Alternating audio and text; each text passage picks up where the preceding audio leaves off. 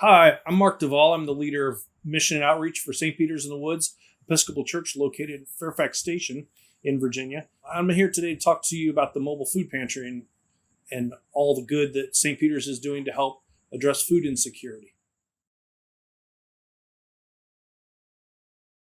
So it all started with a conversation that I had while I was meeting the principal of a local elementary school. When I was asking her about how things were going coming out of COVID and whether the learning was going better than it was when they were all doing it remotely, she said, actually, there's different struggles. The real struggle that we're running into now is kids showing up to school hungry.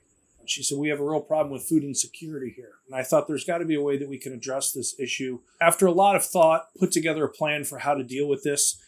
Didn't want to do the same model that I had seen before. The population that we were going to be serving didn't have access to cars necessarily. So we couldn't set up something where we had a room in our church that was filled with food and people could come and grab what they needed. So I thought, well, why not take the food to their neighborhood?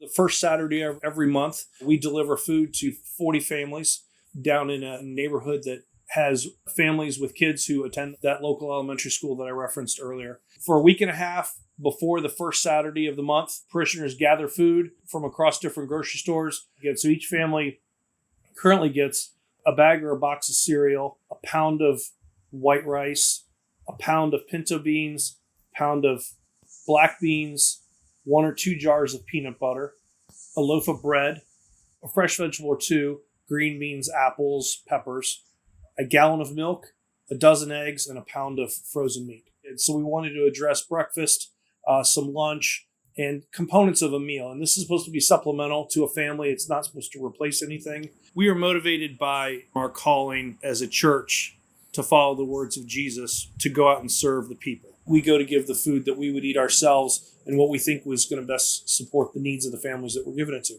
So the majority of our food is purchased by parishioners. However, there is a segment of our food that we get from the Capital Area Food Bank that we were in partnership with. We were able to get our beans, our rice, peanut butter, and cereal, and frozen turkey at a very reduced cost, which enables us to spread our resources even farther and get us from that starting number of 20 families now up to almost 50. The Friday morning of the week, we will go to the Capital Area Food Bank, pick up the food that we've ordered from the church's resources.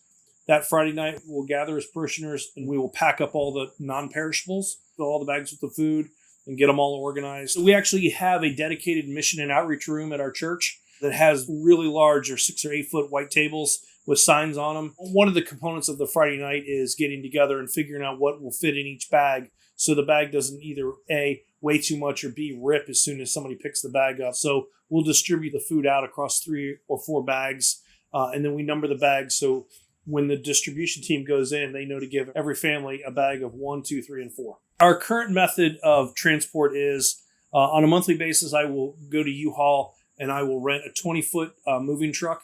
Saturday morning, we'll go rent the U-Haul truck, drive the U-Haul truck to the church, load the U-Haul truck with all the non-perishable items. A couple of parishioners who've signed up to bring eggs and milk will bring the eggs and milk, and we'll load the truck with the eggs and milk.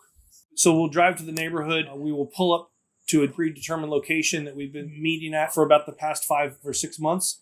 And we will orderly distribute the food to those 40 families in about 18 minutes. It is really the fastest part of the process. If you look at all the work that went into getting it done versus the time that it takes to give it away, it's kind of amazing. Currently, we support close to 40 families, sometimes a little bit over that. I like to see that number grow to some number larger than 40. I'm not going to put a limit on it because I know that the need is whatever that is plus 1. It's not hard to imagine showing up to do something that requires a lot of brain activity on an empty stomach. You're not going to be able to focus on as much. You're not going to be able to retain as much information, and you're not going to be able to produce what's being asked of you.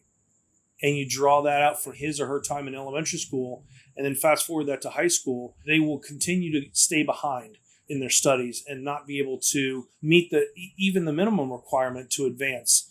I guess I would close by saying, if you watched the video this far, would love for you as an individual to do what you can to help address food insecurity.